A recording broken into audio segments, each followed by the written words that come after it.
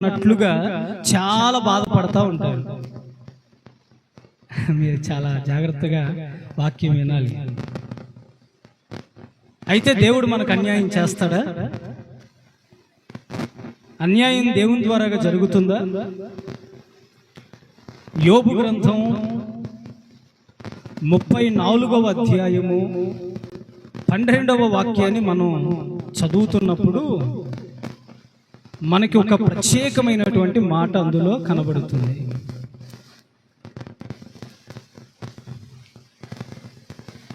యోబు పుస్తకం 34వ అధ్యాయము 10వ వాక్యం.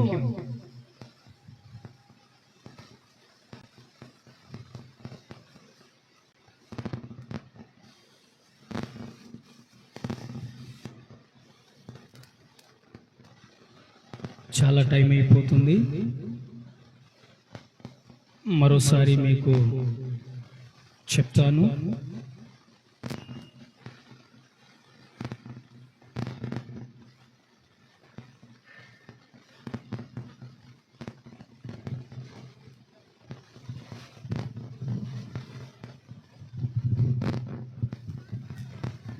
విజ్ఞానము గల మనుష్యులారా, నా మాట ఆలకించండి. దేవుడు అన్యాయం చేయుట అసంభవము. ఒక ఇంట్లో నలుగురు ఆడపిల్లలున్నా అది దేవునికి న్యాయం అనిపిస్తే అది న్యాయమే. మీరు ఈ మాట చాలా జాగ్రత్తగా వినాలి. ఒక ఇంట్లో నలుగురు ఆడపిల్లలు ఉన్నా అది దేవునికి న్యాయం అనిపిస్తే అది న్యాయమే. మనకు ఒకవేళ అన్యాయం అనిపించింది అనుకోండి, అది దేవునికి న్యాయముగా ఎంచబడితే అది న్యాయమే. అన్యాయమా న్యాయమా?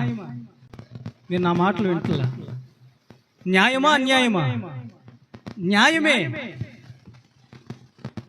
దేవునికి న్యాయం అనిపించింది, మనకు అన్యాయము అనిపించవచ్చు. మనకు అన్యాయమైనా దేవుడు చేసేది అది న్యాయంగానే ఉంటుంది. మళ్ళీ ఆడపిల్లేనా? నాకు 3 ఆడపిల్లలు ఉన్నారు, మళ్ళీ ఆడపిల్ల పుట్టిందా, దేవుడు నాకు అన్యాయం చేశాడా అని ఎప్పుడూ కూడా మనం మనసులో అనుకోకూడదు. ఒకప్పుడు ఆడపిల్ల పుడితే చాలా బాధ, చెప్పలేనటువంటి బాధ. అట్లా ఆడపిల్ల పుట్టినప్పుడు చాలా కుటుంబాలు కూడా కలవరం అయిపోయి విడిపోయిన సందర్భాలు కూడా ఉన్నాయి. ఇప్పుడు ఆడపిల్ల అంటే చాలా సంతోషిస్తున్నారు. అందుని బట్టి దేవునికి స్తోత్రం చెల్లిస్తూ ఉన్నాను. అయితే నేను మీకు చెప్పాలనుకున్నటువంటి విషయం ఏంటి అంటే, దేవుడు పురుషుని విషయములోను అయితే నేను ఆ మాట పంచుకోకూడదు. ఎందుకంటే ఇది స్త్రీలకు సంబంధించినటువంటి కూటం కదా, స్త్రీలకు సంబంధించినటువంటి కూటం. అందుకని నేను కొంచెం మరుగైనటువంటి సంగతులు మీకు తెలియచేస్తాను. స్త్రీ విషయంలో, వారి విషయంలో దేవుడు ఏమైనా పక్షపాతం చూపించాడా? దేవుడు పక్షపాతే. వారిని ఒకలాగా, మనలను స్త్రీని ఒకలాగా దేవుడు చూశాడా? మీరు ఎక్కడైనా చూడండి, బాప్తిజమము ఇచ్చే దగ్గర కూడా దేవుడు మాట్లాడతాడు. ఏమని? స్త్రీ అని కానీ పురుషుడని కానీ, ఏమండి, గ్రీసు దేశస్థుడని కానీ ఏ భేదము లేదు. మనం ఆరాధించే దేవుడు పక్షపాతం చూపించే దేవుడు కాదు. మొదటగా దేవుడు ఆదామును నిర్మించినప్పుడు అవ్వను చేయటానికి కొంచెం ఆలస్యమైంది అని, అలా అని చెప్పి దేవుడు వారి ఎడల పక్షపాతం ఎన్నటికీ చూపించడు. దేవుడు వారి ఎడల అసలు ఏ ఉద్దేశం కలిగి ఉన్నాడో ఒక్కసారి మనం చూద్దాం. ఆదికాండం 2వ అధ్యాయము 28వ వాక్యాన్ని చదువుకుందాం. 25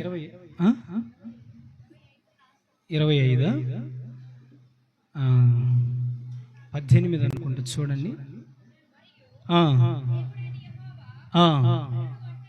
అదే నరుడు ఒంటరిగా ఉండటం మంచిది కాదు, వానికి సాటి అయినటువంటి సహాయము వాని కొరకు చేయుదును అని అనుకొని దేవుడైనటువంటి యెహోవా, చాలా జాగ్రత్తగా మీరు ఆలోచించాలి. పక్షికి తోడు కావాలని తోటి పక్షి ఉంది అని, జంతువుకి తోడు కావాలి తోటి జంతువు కావాలి అని దేవుడు అట్లా నిర్మించాడు ఆదామును సాటి అయిన సహకారిని అని మనం ఎప్పుడూ కూడా అట్లాంటి బోధలను మనం ఆలోచించకూడదు.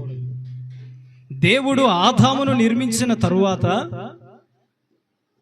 తనకు సాటి అయినటువంటి సహకారిగా కావాలి, సాటి అయినటువంటి సహకారం అవసరము అన్నట్లుగా దేవుడు ముందుగానే సమస్తాన్ని నిర్మించి తరువాత ఆదామును చేశాడు. లేకపోతే ముందుగానే ఆదామును చేయొచ్చు కదా. పక్షపాతం భేదం చూపించాలి అంటే ముందుగానే ఆదామును చేయొచ్చు కదా. దేవుడు అన్ని చేసిన తరువాత ఏమంటే ఆదామును నిర్మించాడు. ఎందుకు అన్ని చేశాడు అంటే ఇవి ఆదాముకు తనకు ఇవ్వబోయేటువంటి సాటి అయిన సహకారికి ఇద్దరికి అవసరము అని అన్ని నిర్మించిన తరువాత ఆదాముని చేశాడు. ఆ వాక్యాన్ని కూడా మనం చదువుకుందాం. ఆదికాండం 1వ అధ్యాయం 27వ వచనాన్ని చూద్దాం. దేవుడు తన స్వరూపమందు నరునిని సృజించెను. దేవుని స్వరూపమందు వానిని సృజించి, అద్దిగో బాగా నోట్ చేయాలి, స్త్రీగాను పురుషునిగాను వారిని సృజించెను. దేవునికి స్త్రీ విషయంలో పక్షపాతము లేదు. స్త్రీ విషయంలో దేవునికి ఎటువంటి పక్షపాతం చూపించే దేవుడు కాదు. అలా చేసిన తర్వాత 28వ వచనంలో ఒక్కసారి మనం చూద్దాం. ఆదికాండం 1వ అధ్యాయం 28వ వాక్యాన్ని చూడండి. దేవుడు ఆదామును అవ్వను మొదటి జంటను ఆశీర్వదించాడు. మొదటి జంట వారిని దేవుడు ఆశీర్వదించాడు. ఎట్లనగా, మీరు ఫలించి అభివృద్ధి పొంది మీరు విస్తరించి, ఫలించటము అంటే ఎదుగుదల, ఎదగటం. ఫలించటము అంటే ఎదుగుదల. మీరు ఎదగండి, మీరు అభివృద్ధి చెందండి, మీరు విస్తరించండి. ఫలించటము అంటే ఎందులో ఫలించాలి, ఏ విషయంలో ఫలించాలి? నోవాహుతో దేవుడు చాలా సూటిగా చెప్పాడు. 9వ అధ్యాయము 6వ వచనం త్వరగా చదవాలి.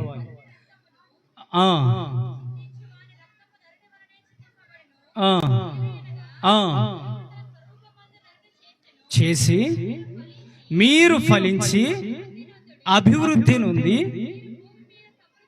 సమృద్ధిగా సంతానము విషయంలో ఫలించాలి. ఒక్కసారి హల్లెలూయా చెప్తారా? చెప్పాలి. హల్లెలూయా, హల్లెలూయా. నోవాహుతో దేవుడు చెప్తున్నాడు, మీరు ఫలించండి, మీరు సంతానం విషయంలో ఫలించాలి, మీరు భూమిని నింపాలి. దేవుడు ఎందుకు ఆదాముని కోరుకున్నాడు? ఆదాము తరువాత అవ్వను ఎందుకు దేవుడు సాటి అయినటువంటి సహకారిగా దేవుడు ఎందుకు చేశాడు అంటే, నాకు పిల్లలు కావాలి, భూమి మీద పిల్లలు ఉండాలి, భూమినంతా పిల్లలతో నింపబడాలి, పిల్లలందరినీ దేవుడు ఒకే దృష్టితో చూడటానికి మీరు ఫలించండి, సంతానము విషయంలో ఫలించండి. దేవుడు ఫలించాలి అని కోరుకుంటున్నాడు. దేవుడు ఎదుగుదల విషయంలో ఫలించాలి అని కోరుకుంటున్నాడు. ఏ విషయాలలో ఫలభరితమైనటువంటి జీవితాన్ని దేవుడు బిడ్డ విషయంలో చూడాలి అని కోరుకుంటున్నాడో ఒక్క మాట నేను చెప్పి నేను క్లుప్తముగా ముగిస్తాను. గలతీ పత్రిక 4వ అధ్యాయము 22వ వాక్యం.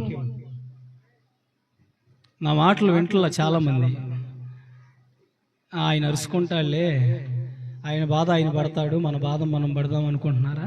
కూర్చోండి, కొంచెం నిలబడకుండా. మీరు కూర్చుంటే నాకు కూడా వాక్యం చెప్పాలనిపించింది. దయచేసి ఎవరు నిలబడద్దు. గలతీ పత్రిక 4వ అధ్యాయం 22వ వాక్యం. 4:22, 5:22 చదవండి.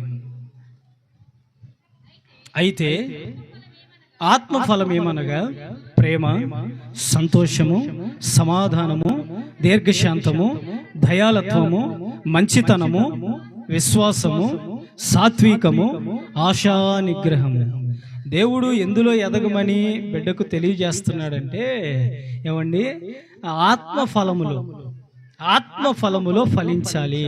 సంతానము విషయములో ఫలించినటువంటి ఈ బిడ్డ ఆత్మ ఫలములో ఫలించాలి. అయితే ఇప్పుడు ఈ బిడ్డకు మనం వాక్యం చెప్పకూడదు. ఈ బిడ్డను ఇప్పటి వరకు తనకు నచ్చినట్లుగా బ్రతికింది, తనకు నచ్చినట్లుగా జీవించింది, తనకు నచ్చినట్లుగా సమస్తాన్ని కోరుకుంది, తనకు నచ్చినట్లుగా ఎక్కడికి కావాలంటే అక్కడికి వెళ్ళింది, తనకు నచ్చినట్లుగా ఏం తినాలంటే తింది. ఇప్పుడు అలా కాదు. ఇప్పుడు ఆమెకు ఒక మెచ్యూరిటీ, ఒక ఆలోచన వచ్చింది, ఆమెకి జ్ఞానం పెరిగింది. ఇప్పుడు అమ్మాయికి జ్ఞానం పెరిగింది, కీర్తనకి. ఇప్పుడు తల్లిదండ్రుల మాట వింటూ, తల్లిదండ్రులకు లోబడుతూ, తల్లిదండ్రులు ఏమి చెప్తే అది చెయ్యటానికి ఇష్టపడేటువంటి బిడ్డగా తను ఫలించాలి, తను ఫలభరితముగా మారాలి. చిన్న బిడ్డగా ఉన్నటువంటి ఆ బిడ్డ ఫలించాలయ్యా అంటే ఎలా ఫలించాలి, ఏ విషయంలో ఫలించాలి? ఆత్మ సంబంధమైనటువంటి సౌందర్యములో తను ప్రసిద్ధి చెందుతూ ఉండాలి. తన కోరిక చంపబడాలి. ఏమండి, తన కోరికలన్నీ ఏమవ్వాలి? చంపబడాలి. చాలా కోరికలు ఉంటాయి. ఇప్పుడు దీనా కూడా తన ఒక కోరిక చేత ఏమండి ఆ ఊరిలో ఉన్నటువంటి యవన బిడ్డలందరినీ చూడాలి అని వెళ్ళింది. దీనా వెళ్ళినప్పుడు ఏం జరిగిందండి దీనా విషయంలో? యాకోబు కుమార్తె దీనా విషయంలో ఏం జరిగింది? యవనస్తురాలైనటువంటి ఆ స్త్రీ చూద్దాము అనే తన కోరికను చంపుకోకుండా యవనస్తులైనటువంటి స్త్రీలను చూడాలి అని వెళ్ళినటువంటి దీనా పరిస్థితి ఏమైంది? తన వల్ల తన కుటుంబంలో అన్నలు హంతకులుగా మారారు. ఎలా మారారు? హంతకులైపోయారు. అందుకని తన కోరికలన్నీ చనిపోయి ఈరోజు తన కోరిక ఏదైతే ఉందో అది దేవుని మీద వేసి దేవునితో తన కోరికను నెరవేర్చుకునేటట్లుగా ఆ బిడ్డ యొక్క ఎదుగుదల ఉండాలి. ఎలా ఉండాలో తెలుసా? యెహెజ్కేలు పుస్తకం 14వ అధ్యాయము 16వ వాక్యం అనుకుంటా, లేకపోతే 16వ అధ్యాయము 14వ వాక్యాన్ని చూడండి.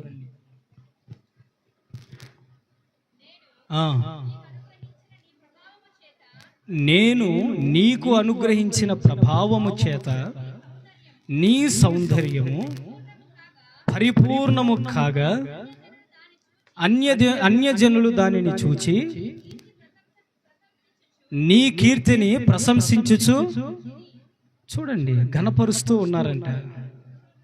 ఘనత, భౌతిక సంబంధమైన సౌందర్యం కావాలి అంటే మీరు తప్పుగా అనుకోనంటే చెప్తా, మీరు ఫీల్ అవ్వకూడదు.